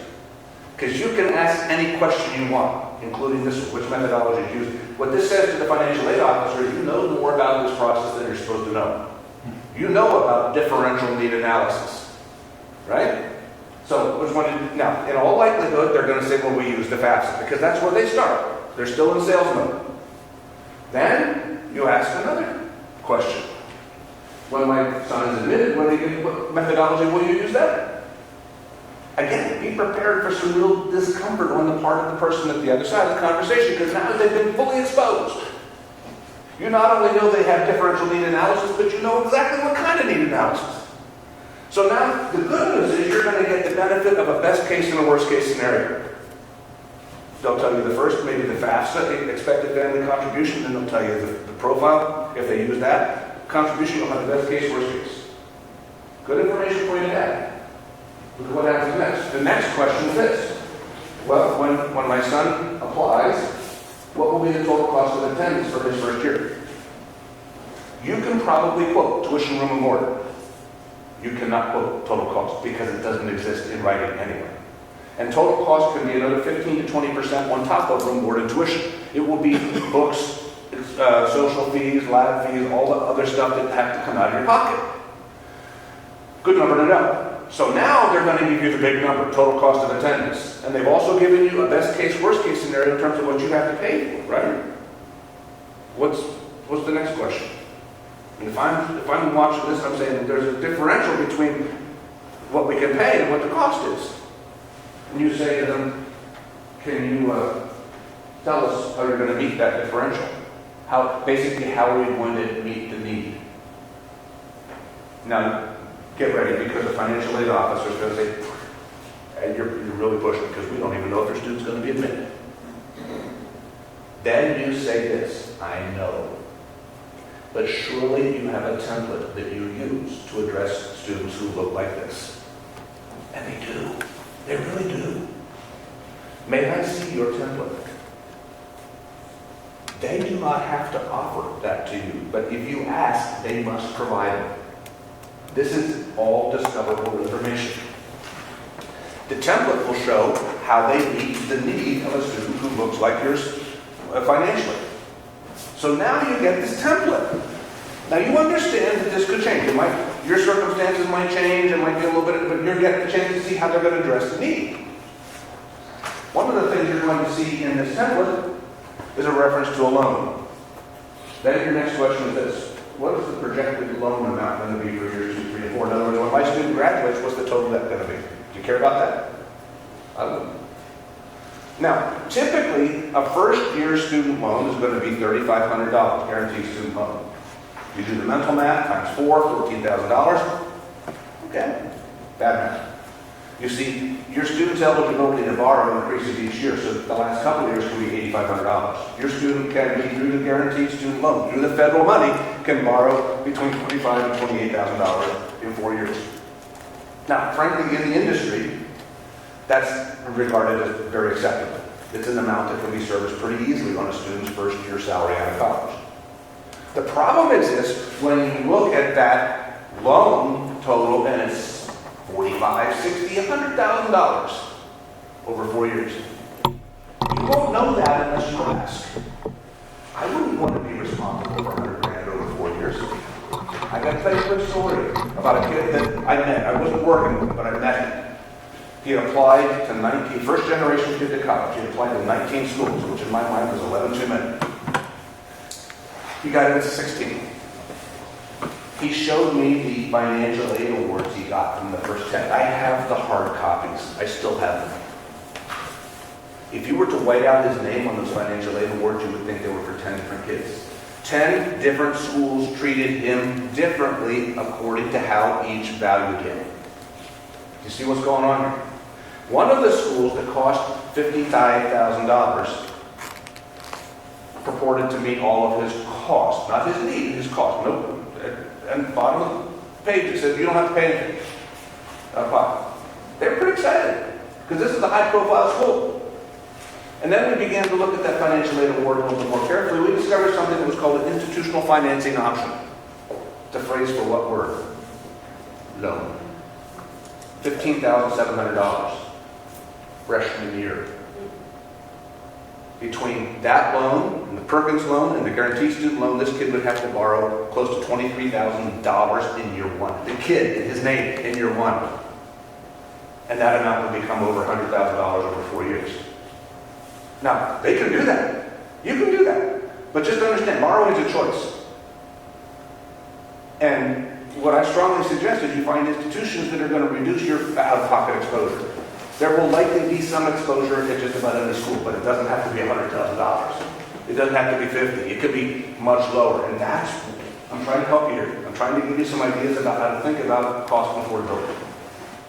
But also, it connects back to what we talked about earlier with value and the admission process and finding places that want your students. Is this making sense? I apologize. And the longer we go, the heavier this stuff. But we're getting closer to some softer stuff. Any questions about the money before we move on? I'm going to share one more thing with you. On my website, there's a page that's called Recommended Resources. And on the recommended resources, you can scroll down to financial aid. There will be, I put on that recommended resource. I have something that's called a financial aid comparison worksheet. It's a downloadable spreadsheet. You can enter any number of colleges you want on that spreadsheet. Now, you have a student who's a senior right now. If your student's applying to 6 or 7 schools, you can enter all 6 or 7 and the financial aid awards you get from each one, and you can see ultimately what your exposure is going to be out of pocket for each of those schools. That's what I did with that kid who applied to 19 schools, and it helped the family understand better how they might invest. And that's what we in the college counseling office will gladly do with any student or student and parent as well. Bring in the set, we'll sit down and spread them out on a table and help you read between the lines and I'm not showing for a ticker, but you've got one of the best in the business. Seriously, this guy's been doing, Bruce has been doing this work for a long time and knows more than the colleges know about it. I mean, you can tell he's finishing my sentences for me at times, so you're very fortunate here. So next step, you want to step back. This isn't about you. You want to engage your student in reflective conversation. We talked about why college, what you want to accomplish, how do you feel you can best accomplish. If you do this stuff, then the value stuff starts to fall into place. It will be easier for your student to show value to institutions. This is all connected. Focus on fit. 5 elements of the fit. The best college will be a place that provides a program of study to meet your students' needs. By the way, I'm going to spend more time on each of these tomorrow with the kids. But tip for you is this. If you find your student applying to an institution, a university, and the university says, on the application, tell us about your major now. You need to know now. And your student comes to you and says, what should I put here? I don't know what I want to do. Why would you let her apply to that school? It's not a good fit. Any place that forces a student to make a life decision before he's ready is not a good fit. There are liberal arts colleges, general studies programs, lots of options. Find a program of study that meets needs. Maybe it's engineering, maybe it's business, maybe it's nursing, maybe it's liberal arts. Find a place that's going to provide a style of instruction consistent with the way the kids like to learn. Kids completely miss this. They don't understand that the way they like to learn is really important to them. Here's some questions to ask them. Would you rather learn about history in a lecture hall or in a seminar? Would you like to learn about biology from the book or a laboratory? Do you understand what? You can get biology anyway, right? You can get history anyway. But you might connect with it differently. Here's another question to ask. If a teacher were to offer you the opportunity to get a grade for the whole year by doing one of 3 things, take a test, write a paper, do a project, what would you choose? There are not a lot of students who say test. Some will say paper. A lot will say project. And tomorrow I'm going to ask them. And what we're going to hear is say, why do you choose test? Why do you choose paper? Why do you choose project? And they're going to say, because it's what I'm good at. So why not choose a college that's going to engage you in a manner that you're good at responding? So the students who say projects and apply to schools that enroll 10, 12, 15, 20,000 students, guess what they're never going to do? Projects. Guess what they'll do all the time? Fill in the bubble tests. Fit? Find a place that's going to challenge in appropriate ways. Each year of high school is a step up. College should be the next logical step. They get to this point of challenge at the end of the senior year. Some of them are going to find this challenge in college. Some of them are going to try that. Some of them are going to just continue what they've been doing in high school. None of those 3 options make sense. They want to find a place that will make them better. The next increment. And the people who are best equipped to determine the capacity for growth are their teachers here. And those are good conversations for them to have with their teachers here. Find a place that offers a sense of community that feels like home. And I can't help myself. This is one I have to go off on a little. Do you ever feel like letting out a scream? Primal scream. It sounds like, I gotta get out of here! And here could be wherever you are. Your home, your church, your community. My wife says this all the time. I'm choosing to believe it's not me. But, the older these young people get, the more claustrophobic their worlds become. Am I close on that? I mean, you want some space. You want an opportunity to make choices for yourself. To get out. Independence. So I would also say this, and your kid will never acknowledge it. There's a little voice inside of them right now that's saying something like, well, they feed me. they give me a place to stay. I get to drive their car. My friends live right down the street. Do I really have to go? Because life's pretty good, right? My answer is, yeah, you got to go. You can't live in your parents' home forever. You love your kids, but they got to go, right? So why not choose a place that feels like home? This is why it's worth your time to invest with your kids getting out to experience the cultures of these college campuses. They're different from each other. And the more exposure they have to these differences, the easier it will be for them to find that place that feels like home. And then they need to find a place that will value them for what they have to offer. This has been at the core of our discussion throughout the night. Find the places that want you, that value you for what you have to offer, and everything else falls into place. The money falls into place. The happiness falls into place. And then it all works. Find the fit. And as a mom and a dad, you have to be very careful because as a dad, I know how easy it is to try to kind of engineer the kids to look good so the college doesn't want to admit it. Colleges are looking for authenticity, the real student, not the one that we've made up. I've seen applications from students who became models, runway models, who were beauty pageant contestants, who wrote books. And you didn't have to read too far to find that it was terribly inauthentic. It was something that they did to enhance their resume rather than to really grow as a person. Help them become the best person they are and can be. Manage expectations, be realistic, calculate the chances of admission, focus on places where your students will be valued, arrive at a short list of colleges by the middle of September. I suggest them with So senior year. Senior year, yes. Thank you, Bruce. And I hope that your number is probably pretty close to 8 as well. Here's the way I want you to think about this too. Of the 8, you should have no more than 3 with a chance of admission is less than 40%. You should have 3 with the chances of admission are between 40 and 60%, and then the rest are going to be where the chances are greater than 60%. Notice I'm not using the words reach, target, safety. I believe the labels are limiting to the schools and to the kids. Probabilities are much more concrete, and they're impersonal.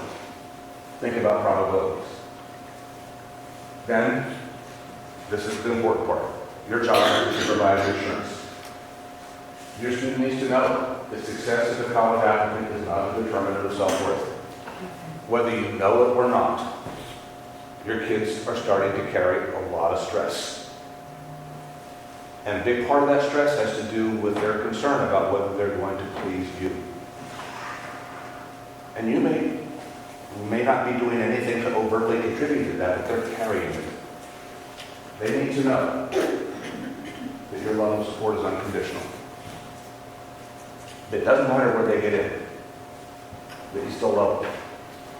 You value the process of their lives, and that the opportunity to engage in a meaningful way at an appropriate school will lead them to the path for their future. As a dad, I will just tell you, I had expectations for my kids. I knew how it was supposed to work. Now I'm humbled by the fact that the script that I had for my kids meant nothing. They had to be able to write their own scripts. And I'm just glad that I didn't break them in the process. They made themselves stronger. Biggest mistakes made in the process? Students fail to appreciate the nature of the competition. That's why we spend some time on that competition. They tend to see themselves in the bubble of the Webb school, not realizing that there's a much greater bubble of competition in the world. They're unable or unwilling to manage expectations.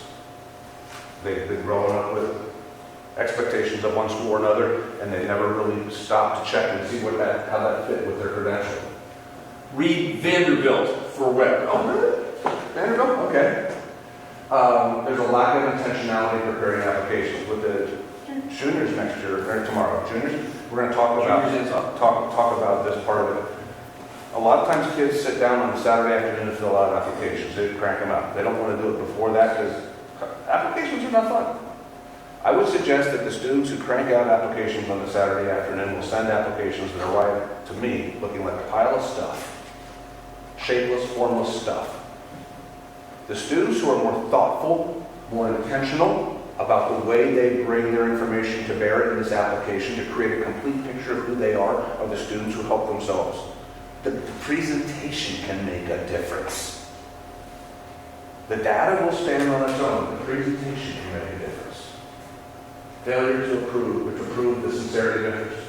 As I told you in Aaron's story, colleges are trying to figure that out. And the best students that we have here at Webb might not get in, not because they don't deserve it, but because somebody on an admission staff doesn't have confidence they're going to come. And they're intent to the importance of senior year. We heard about that earlier too. Here's a rule of thumb for you. The harder it is for your student to get into a particular school, the further up the pyramid the school is, the more important the senior year will be as the number one credential, number one. Those schools that are hard to get into have a ton of talented candidates. They're going to simply sit back and watch and wait. They want to see what your kids do, but they don't think they have to do anything. Oh, remember that move down in March? They want to see what your kids are doing when they don't think anybody's looking in March. It will quite often be grades in March that bring students down. I will share that with them tomorrow. But encourage her, be positive, encourage her to sprint to the finish. I'm, at my end, I just want to finish by saying this. In your packet, there's a yellow form, an evaluation form.